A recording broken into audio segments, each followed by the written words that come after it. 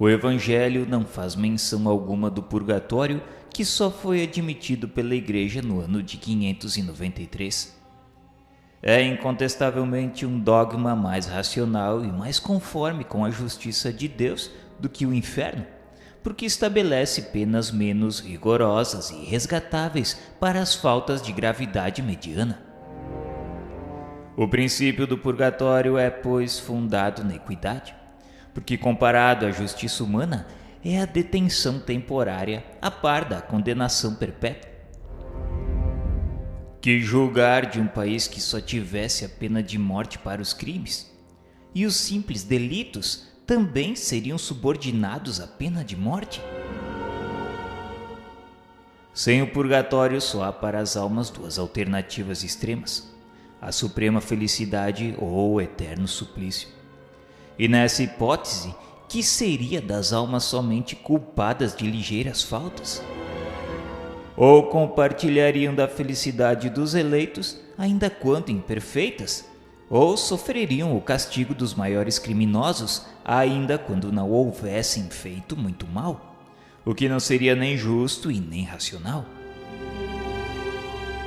Mas necessariamente a noção do purgatório deveria ser incompleta, porque apenas conhecendo a penalidade do fogo, fizeram dele um inferno menos tenebroso, visto que as almas aí também ardem, embora em fogo mais brando. Sendo o dogma das penas eternas incompatível com o progresso, as almas do purgatório não se livram dele por efeito do seu adiantamento, mas em virtude das preces que se dizem ou que se mandam dizer em sua intenção. E se foi bom o primeiro pensamento, outro tanto não acontece quanto às consequências dele decorrentes pelo abuso que originaram. As preces pagas transformaram o purgatório em mina mais rendosa do que o inferno. O purgatório originou o comércio escandaloso das indulgências, por intermédio das quais se vende a entrada no céu. Esse abuso foi a causa primária da reforma, levando Lutero a rejeitar o purgatório. Jamais foram determinadas e definidas claramente o lugar do purgatório e a natureza das penas aí sofridas. A nova revelação estava reservado o preenchimento dessa lacuna, explicando-nos a causa das terrenas misérias da vida, das quais só a pluralidade das existências poderia mostrar-nos a justiça. Essas misérias decorrem necessariamente das imperfeições da alma, pois se esta fosse perfeita, não cometeria faltas, nem teria de sofrer-lhe as consequências.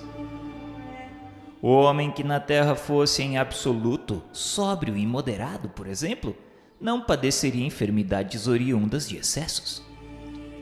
O mais das vezes ele é desgraçado por sua própria culpa, porém, se é imperfeito, é porque já o era antes de vir à terra, expiando não somente faltas atuais, mas faltas anteriores não resgatadas.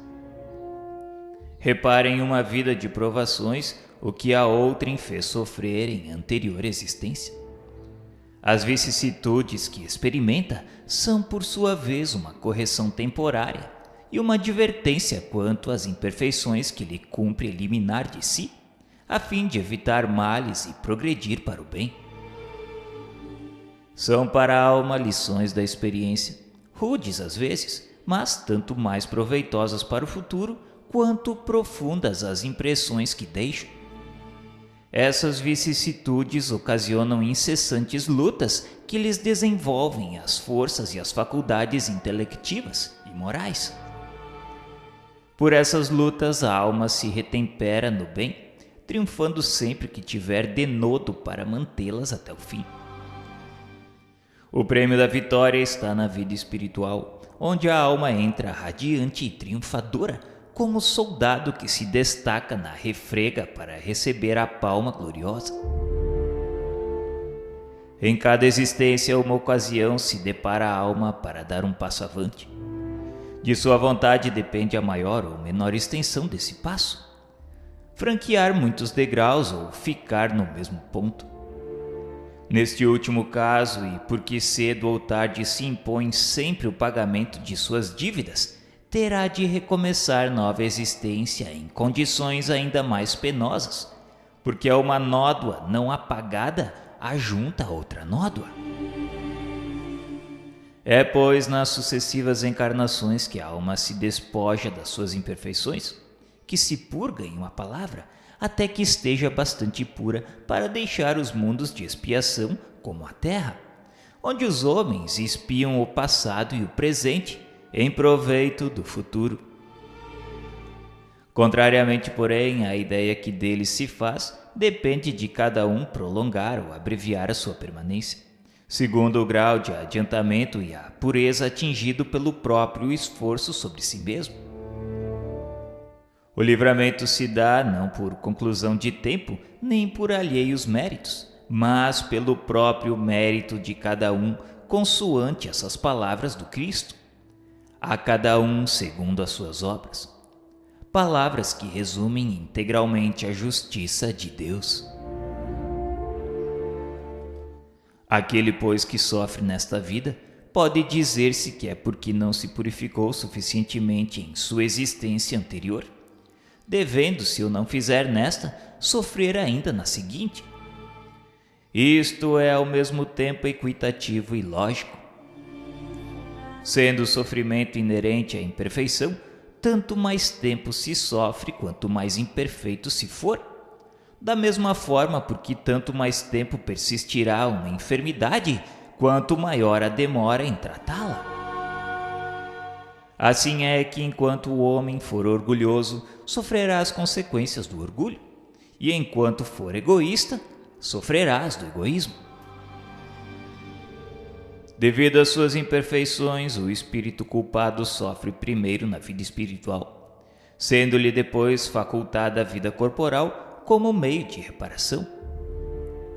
É por isso que ele se acha nessa nova existência, quer com as pessoas a quem ofendeu, quer em meios análogos àqueles em que praticou o mal, quer ainda em situações opostas à sua vida precedente, como, por exemplo, na miséria se foi mal rico ou humilhado se foi orgulhoso.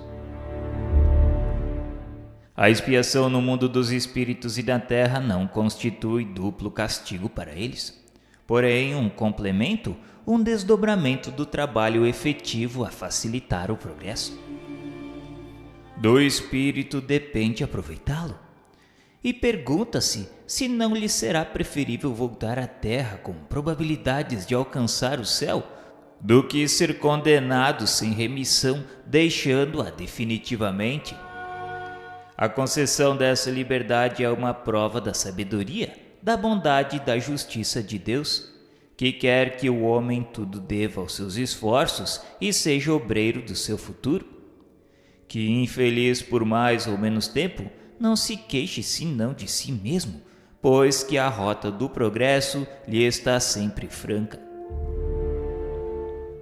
Considerando-se quão grande é o sofrimento de certos espíritos culpados no mundo invisível, quanto é terrível a situação de outros, tanto mais penosa pela impotência de preverem o termo desses sofrimentos, poderia-se dizer que se acham no inferno, se tal vocábulo não implicasse a ideia de um castigo eterno e material.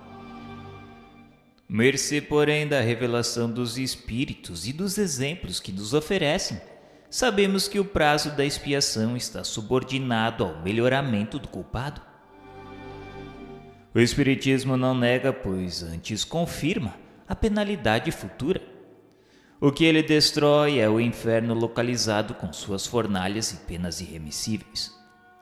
Não nega, outro sim, o purgatório, pois prova que nele nos achamos, e definindo-o precisamente e explicando a causa das misérias terrestres, conduz à crença aqueles mesmos que o negam.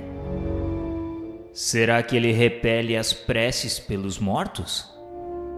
Ao contrário, visto que os espíritos sofredores as solicitam, eleva-as a um dever de caridade e demonstra sua eficácia para os conduzir ao bem e por este meio abreviar-lhes os tormentos. E para maiores esclarecimentos, indicamos a leitura de O Evangelho segundo o Espiritismo, o capítulo 27, intitulado A Ação da Prece. Falando a inteligência, tem levado a fé a muito incrédulo, incutindo a prece no ânimo dos que as escarneciam. O que o Espiritismo afirma é que o valor da prece está no pensamento e não nas palavras. Que as melhores preces são as do coração e não as dos lábios. E, finalmente, as que cada qual murmura de si mesmo e não as que se mandam dizer por dinheiro. Quem, pois, ousaria censurá-lo? Seja qual for a duração do castigo na vida espiritual ou na terra, onde quer que se verifique, tem sempre um termo, próximo ou remoto. Na realidade, não há para o espírito mais que duas alternativas, a saber: punição temporária e proporcional à culpa, e recompensa graduada, segundo o seu mérito. Repele o Espiritismo a terceira alternativa, a da eterna condenação. O inferno reduz-se à figura simbólica dos maiores sofrimentos, cujo termo é desconhecido. O purgatório, sim, é a realidade. A palavra purgatório sugere a ideia de um lugar circunscrito, eis porque mais naturalmente se aplica à terra do que ao espaço infinito, onde erram os espíritos sofredores, e tanto mais quanto a natureza da expiação terrena tem os caracteres da verdadeira expiação. Melhorados os homens não fornecerão ao mundo invisível senão bons espíritos, e estes, encarnando-se por sua vez, só fornecerão à humanidade corporal elementos aperfeiçoados. A terra deixará então de ser um mundo expiatório e os homens não sofrerão mais as misérias decorrentes das suas imperfeições. Aliás, por esta transformação que neste momento se opera, a terra se elevará na hierarquia dos mundos. Mas por que não teria o Cristo falado do purgatório? É que, não existindo a ideia, não havia palavra que a representasse. O Cristo serviu-se da palavra inferno, a única usada como termo genérico para designar as penas futuras, sem distinção. Coloca-se ele ao lado da palavra inferno, uma equivalente a purgatório, e não poderia precisar-lhe o verdadeiro sentido sem ferir uma questão reservada ao futuro. Teria, enfim, de consagrar a existência de dois lugares especiais de castigo.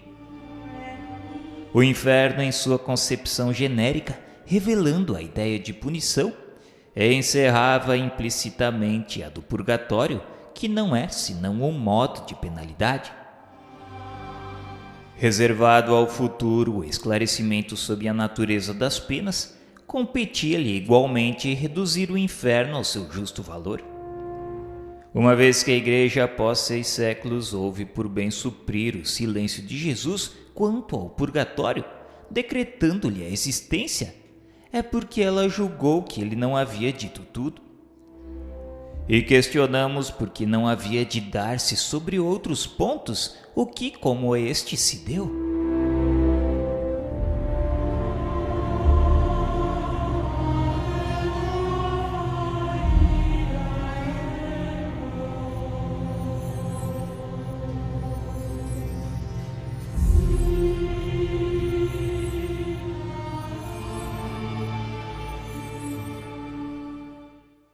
A crença na eternidade das penas perde terreno dia a dia, de modo que, sem ser profeta, pode prever-se-lhe o fim próximo. Tais e de tal ordem poderosos e peremptórios têm sido os argumentos a ela expostos que nos parece quase supérfluo ocuparmos-nos de tal doutrina de hora em diante, deixando que por si mesma se extinga. Mas não se pode contestar que, apesar de caduca, ainda constitui a tecla dos adversários das ideias novas, o ponto que defendem com mais obstinação, convictos, aliás, da vulnerabilidade que ela apresenta, e não menos convictos das consequências dessa queda. Por esse lado, a questão merece sério exame. A doutrina das penas eternas teve sua razão de ser como a do inferno material, enquanto o temor podia constituir um freio para os homens pouco adiantados intelectual e moralmente. Na impossibilidade de aprenderem as nuances tantas vezes delicadas do bem e do mal, bem como o valor relativo das atenuantes e agravantes, os homens não se impressionariam então, a não ser pouco ou mesmo nada, com a ideia das penas morais. Tampouco compreenderiam a temporalidade dessas penas e a justiça decorrente das suas gradações e proporções. Quanto mais próximo do estado primitivo, mais material é o homem. O senso moral é o que de mais tardio nele se desenvolve, razão pela qual também não se pode fazer de Deus, dos seus atributos e da vida futura, senão uma ideia muito imperfeita e vaga. Assimilando-o à sua própria natureza, Deus não passa para ele de um soberano absoluto, tanto mais terrível quanto invisível, como um rei despótico que, fechado no seu palácio, jamais se mostrasse aos seus súditos. Sem compreenderem o seu poder moral, só o aceitam pela força material. Não o veem senão armado com o raio ou no meio de coriscos e tempestades, semeando de passagem a destruição, a ruína, semelhantemente aos guerreiros invencíveis. Um Deus de mansuetude e cordura não seria um Deus, porém um ser fraco e sem meios de se fazer obedecer. A vingança implacável, os castigos terríveis, eternos, nada tinham de incompatíveis com a ideia que se fazia de Deus, não lhes repugnavam a razão. Implacável também ele, homem nos seus ressentimentos, cruel para os inimigos e inexorável para os vencidos, Deus que lhe era superior deveria ser ainda mais terrível. Para tais homens eram precisas crenças religiosas assimiladas à sua natureza rústica. Uma religião toda espiritual, toda amor e caridade, não podia aliar-se à brutalidade dos costumes e das paixões. Não censuremos, pois, a Moisés sua legislação draconiana, apenas bastante para conter o povo indócil, nem o haver feito de Deus um Deus vingativo. A época assim o exigia. Essa época em que a doutrina de Jesus não encontraria eco e até se anularia. À medida que o espírito se desenvolvia, o véu material ia se lhe dissipando pouco a pouco, e os homens habilitavam-se a compreender as coisas espirituais. Mas isso não aconteceu senão lenta e gradualmente. Por ocasião de sua vinda, já Jesus pôde proclamar um Deus clemente, falando do seu reino, não deste mundo, e acrescentando: amai-vos uns aos outros e fazei bem aos que vos odeiam, ao passo que os antigos diziam: olho por olho e dente por dente. Ora, quais eram os homens que viviam no tempo de Jesus? Seriam almas novamente criadas e encarnadas? Mas, se assim fosse, Deus teria criado para o tempo de Jesus almas mais adiantadas que para o tempo de Moisés.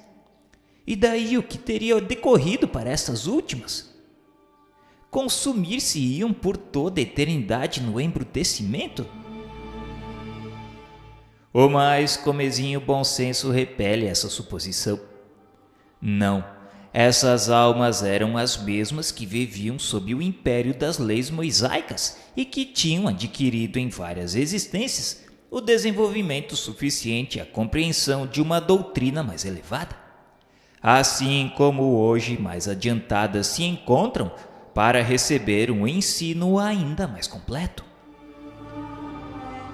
O Cristo não pôde, no entanto, revelar aos seus contemporâneos todos os mistérios do futuro. Ele próprio o disse: muitas outras coisas vos diria se estivesseis em estado de as compreender, e eis porque vos falo em parábolas.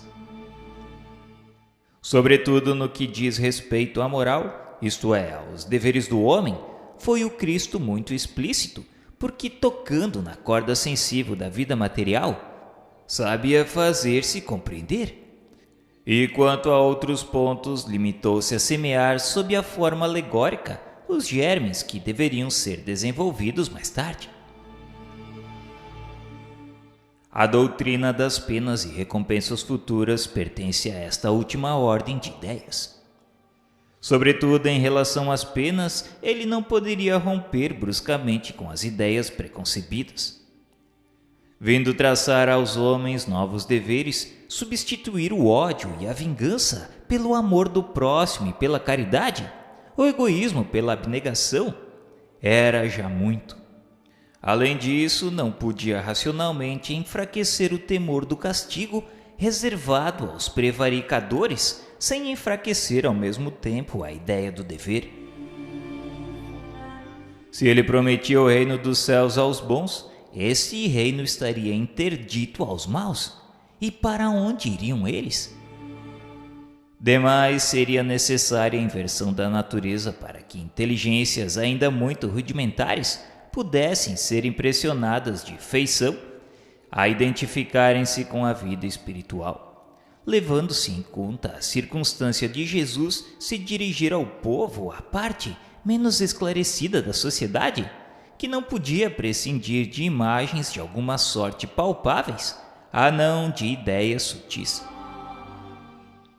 Eis a razão por que Jesus não entrou em minúcias supérfluas a esse respeito. Nessa época não era preciso mais do que opor uma punição à recompensa. Se Jesus ameaçou os culpados com o fogo eterno, também os ameaçou de serem lançados à guena. Ora, que vem a ser a guena? Nada mais ou menos que um lugar nos arredores de Jerusalém, um monturo onde se despejava as imundícies da cidade. Dever-se interpretar isso também ao pé da letra? Entretanto, era uma dessas figuras enérgicas de que ele se servia para impressionar as massas. O mesmo se dá com o fogo eterno. E se tal não for o seu pensar, ele estaria em contradição, exaltando a clemência e misericórdia de Deus, pois clemência e inexorabilidade são sentimentos antagônicos que se anulam. Desconhecer-lhes-ia, pois, o sentido das palavras de Jesus, atribuindo-lhes a sanção do dogma das penas eternas, quando todo o seu ensino proclamou a mansidão do Criador, a sua benignidade. No Pai Nosso, Jesus nos ensina a dizer: perdoai-nos, Senhor, as nossas faltas, assim como nós perdoamos aos nossos devedores. Pois se o culpado não devesse esperar algum perdão, inútil seria pedi-lo. E esse perdão é, porém, incondicional? É uma remissão pura e simples da pena em que se incorre? Não. A medida desse perdão subordina-se ao modo pelo qual se haja perdoado, o que equivale dizer que não seremos perdoados desde que não perdoemos. Deus, fazendo do esquecimento das ofensas uma condição absoluta, não podia exigir do homem fraco o que ele, onipotente, não fizesse. O Pai Nosso é um protesto cotidiano contra a eterna vingança de Deus. Para homens que só possuíam da espiritualidade da alma uma ideia confusa, o fogo material nada tinha de improcedente, mesmo porque já participava da crença pagã quase universalmente propagada. Igualmente, a eternidade das penas nada tinha que pudesse repugnar a homens desde muitos séculos submetidos à legislação do terrível Jeová. No pensamento de Jesus, o fogo eterno não podia passar, portanto, de simples figura, pouco lhe importando fosse essa figura interpretada à letra, desde que ela servisse de freio às paixões humanas. Sabia ele ao demais que o tempo e o progresso se incumbiriam de explicar o sentido alegórico, mesmo porque, segundo a sua predição, o Espírito de verdade viria esclarecer aos homens todas as coisas. O caráter essencial das penas irrevogáveis é a ineficácia do arrependimento, e Jesus nunca disse que o arrependimento não mereceria a graça do Pai. Ao contrário, sempre que se lhe deparou ensejo, ele falou de um Deus clemente e misericordioso, solícito em receber o filho pródigo que voltasse ao lar paterno. Inflexível sim para o pecador obstinado, porém pronto sempre a trocar o castigo pelo perdão do culpado sinceramente arrependido. Este não é, por certo, o traço de um Deus sem piedade. Também convém assinalar que Jesus nunca pronunciou contra quem quer que fosse, mesmo contra os maiores culpados, a condenação irremissível. Todas as religiões primitivas, revestindo o caráter dos povos, tiveram deuses guerreiros que combatiam à frente dos exércitos. O Jeová dos hebreus facultava-lhes 1000 modos de exterminar os inimigos, recompensava-os com a vitória ou punia-os com a derrota. Tal ideia a respeito de Deus levava a honrá-lo ou apaziguá-lo com sangue de animais ou de homens, e daí os sacrifícios sangrentos que representavam um papel tão saliente em todas as religiões da antiguidade. Os judeus tinham abolido os sacrifícios humanos. Os cristãos, apesar dos ensinamentos do Cristo, por muito tempo julgaram honrar o Criador, votando aos milhares às chamas e às torturas os que denominavam hereges, o que constituía, sob outra forma, verdadeiros sacrifícios humanos, pois que os promoviam para a maior glória de Deus e com acompanhamento de cerimônias religiosas. Ainda hoje invocam o Deus dos exércitos antes do combate, glorificam-no após as vitórias, e quantas vezes por causas injustas e anticristãs. Quão tardo é o homem em desfazer-se dos seus hábitos, prejuízos e primitivas ideias. 40 séculos nos separam de Moisés e a nossa geração cristã ainda vê traços de antigos usos bárbaros, se não consagrados, ao menos aprovados pela religião atual. Foi preciso a poderosa opinião dos não-ortodoxos para acabar com as fogueiras e fazer compreender a verdadeira grandeza de Deus. Mas à falta de fogueiras prevalecem ainda as perseguições materiais e morais. Tão radicada está no homem a ideia da crueldade divina. Nutrido por sentimentos inculcados desde a infância, poderá o homem estranhar que o Deus que lhe apresentam, lisonjeado por atos bárbaros, condene a eternas torturas e veja sem piedade o sofrimento dos culpados? Sim, são filósofos, ímpios como querem alguns, que se hão escandalizado vendo o nome de Deus profanado por atos indignos dele. São eles os que mostram aos homens, na plenitude da sua grandeza, despojando-a de paixões e baixezas atribuídas por uma crença menos esclarecida. Neste ponto, a religião tem ganho em dignidade o que tem perdido em prestígio exterior. Porque se homens há devotados à forma, maior é o número dos sinceramente religiosos pelo sentimento, pelo coração. Mas ao lado destes, quantos não têm sido levados sem mais reflexão a negarem toda a providência? O modo por que a religião tem estacionado em antagonismo com os progressos da razão humana, sem saber conciliá-los com as crenças, degenerou em deísmo para uns, em ceptismo absoluto para outros, sem esquecermos o panteísmo, isto é, o homem fazendo-se Deus ele próprio pela falta de um mais perfeito.